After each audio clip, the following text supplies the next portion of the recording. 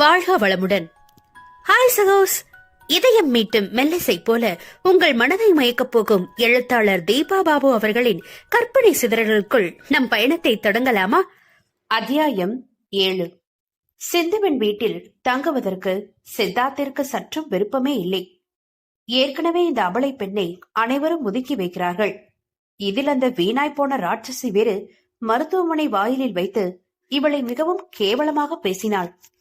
இந்த மாதிரி நிலைமையில் இரவு நான் இங்கே தங்கினால் நிச்சயம் இவளை பற்றி மோசமான பேச்சுக்கள் தான் வெளியே பரவும்.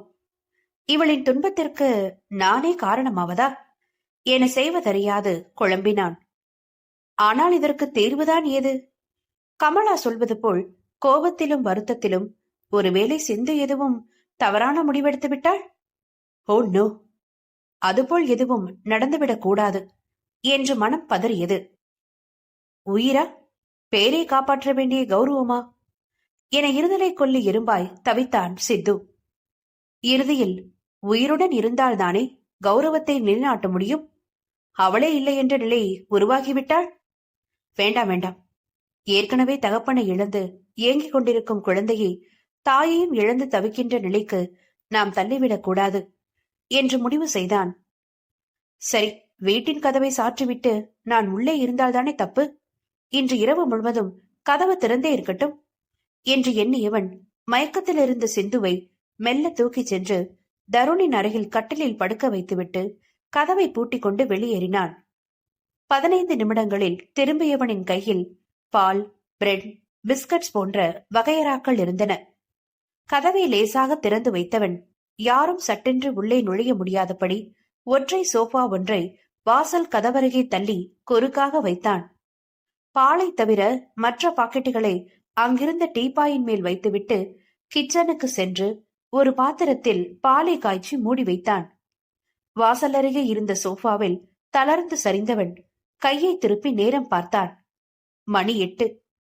திரும்பி பெட்ரூமை பார்க்க அம்மாவும் மகனும் நன்றாக அயர்ந்து உறங்கிக் கொண்டிருந்தனர். சரி, 9 மணிக்கு மேல் தருணை எழுப்பி சாப்பிட வைத்து மருந்தை கொடுத்தால் போதுமானது என்று மொபைலில் அலாரம் வைத்துவிட்டு பின்னால் சாய்ந்து கண்களை மூடினான். முதல் நாள் இரவிலிருந்து சரியான உறக்கம் இல்லாததால் சாய்ந்ததுதான் தெரியும். ஆழ்ந்த உறக்கத்திற்கு சென்று விட்டான் சித்து. சற்று நேரத்தில் உறக்கம் களைய புரண்டு புரண்டு படுத்தான் தருண். பின்பு மெல்ல இமைகளை திறந்தவனின் விழிகளில் அருகில் உறங்கிக் கொண்டிருக்கும் தாயின் முகம் தென்பட்டது. அசதியில் அப்படியே படுத்திருந்தவன் திடீரென்று விழிகளை அகல விரித்தான். எழுந்தமர்ந்து மெத்தையை தொட்டு தொட்டு பார்த்தவன் சுற்றிலும் தன் பார்வையை சுழல விட்டான். இது எங்கள் வீடுதான், அப்புறம் எப்படி அம்மா தன்னை இந்த கட்டிலில் படுக்க வைத்துவிட்டு தானும் இதில் படுத்து உறங்குகிறாள் என ஆச்சரியம் அடைந்தான். நான் வறட்சி அடையவும் தண்ணீர் குடிக்க வேண்டி மெல்ல கட்டிலை விட்டு இறங்கிய தருண் பூனை பாதம் வைத்து வெளியே வர ஹாலில் சித்தார்த் உறங்கிக் கொண்டிருப்பது பார்வையில் விழுந்தது. நின்ற இடத்திலேயே சில நிமிடங்கள் வேறொன்று இருந்தவன் மெதுவாக அவன் அருகில் சென்று அவன் முகத்தையே கண்கொட்டாமல் பார்த்தான். குடிந்த சோஃபாவின் பிடியிலிருந்த அவனுடைய வலுவான கரங்களை கவனித்தவன், இந்த கைகளால் தானே அன்று என்னை அவ்வளவு உயரமாக தூக்கினார் என்று உவகை தோன்ற ஆவலுடன் அவன் கையை தொட்டு தடவினான். தருணுடைய மிருதுவான ஸ்பரிசத்தால் உறக்கம் கலைந்து திடுக்கிட்டு விழித்த சித்து அவன் தன்னெதிரே அமைதியாக நிற்பதைக் கண்டு குழம்பினான். என்னம்மா, எழுந்துட்டியா? பசிக்குதா? சாப்பிடுறியா என்று அவன் பதிலை எதிர்பாராமல் அடுத்தடுத்து கேள்வி கேட்டான். வேகமாக எழுந்து அவனை தான் அமர்ந்திருந்த சோஃபாவில் உட்கார வைத்துவிட்டு மடமடவென்று கிச்சனுக்கு சென்றான். பாலை லேசாக சூடு செய்து சிறிய பவுல் ஒன்றில் ஊற்றி சர்க்கரையிட்டு கலந்தவன் டம்ளர் ஒன்றையும் எடுத்துக்கொண்டு விரைந்து தருணிடம் வந்தான். தலை குனிந்தவாறு அமர்ந்திருந்தவனை தூக்கி தன் மடியில் அமர்த்தி கொண்டவன் பிரெட்டை பிரித்து பாலில் முக்கி ஊட்டிவிட ஆரம்பித்தான்.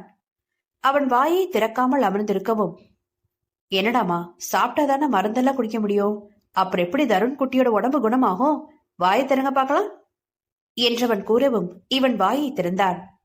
குட் பாய் என்று ஊட்டியவனிடம் இருந்து மறுக்காமல் அடுத்தடுத்து என வாயில் வாங்கிக் கொண்டவன் ஒரு கட்டத்தில் போதும் என்று மறுத்தான். ஓகே, வயிறு ரொம்பிடுச்சா? சரி, பரவாயில்ல விடு. மறுபடி பசி எடுக்கும்போது சொல்லு என்ன, அப்போ திரும்பவும் சாப்பிடுவா, சரிதானே? இப்ப மருந்து குடிச்சிடலாமா?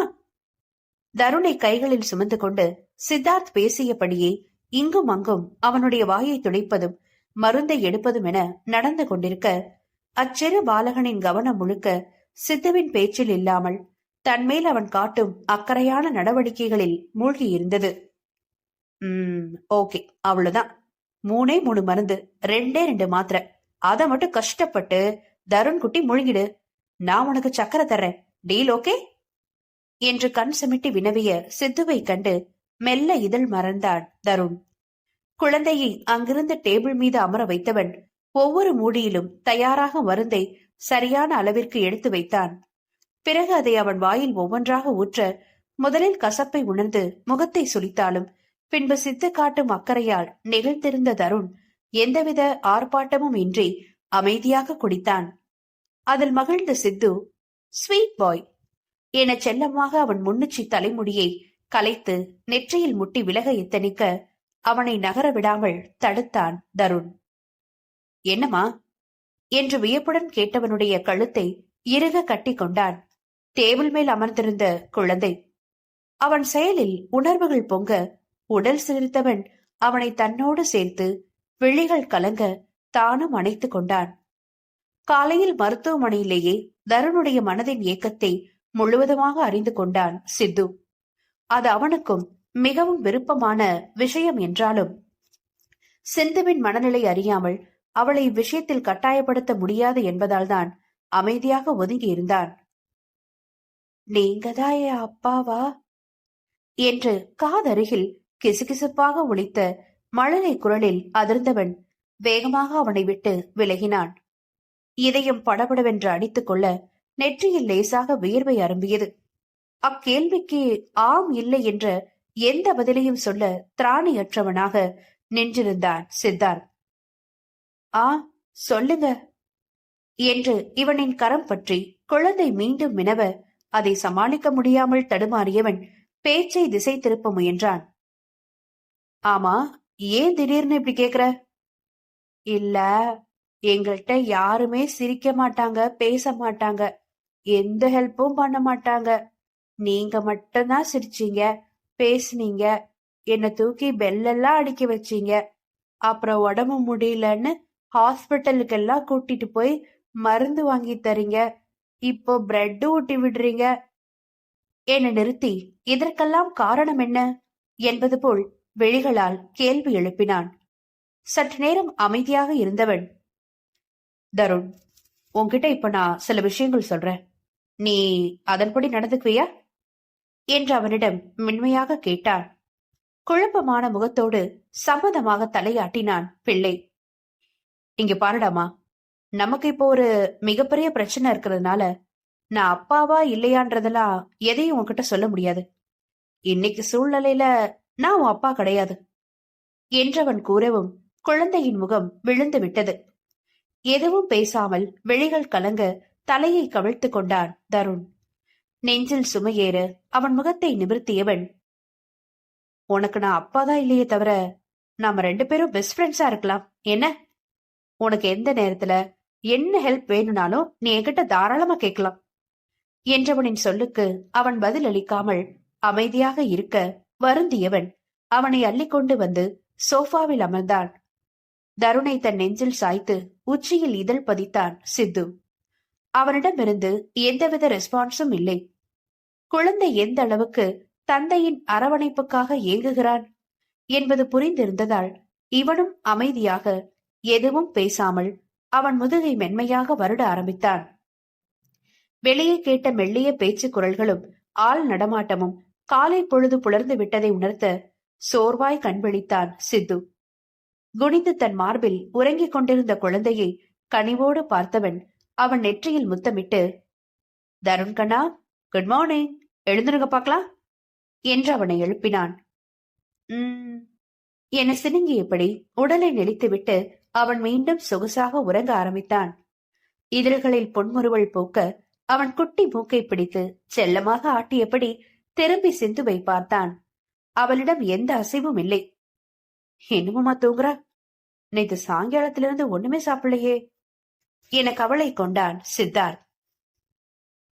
நட்புகள் எல்லாரும் நம்ம சேனலை மறக்காம சப்ஸ்கிரைப் பண்ணுங்க. கதையை கேளுங்க, லைக் பண்ணுங்க, கமெண்ட் பண்ணுங்க, பிடிச்சவங்க ஷேர் பண்ணுங்க. நன்றி.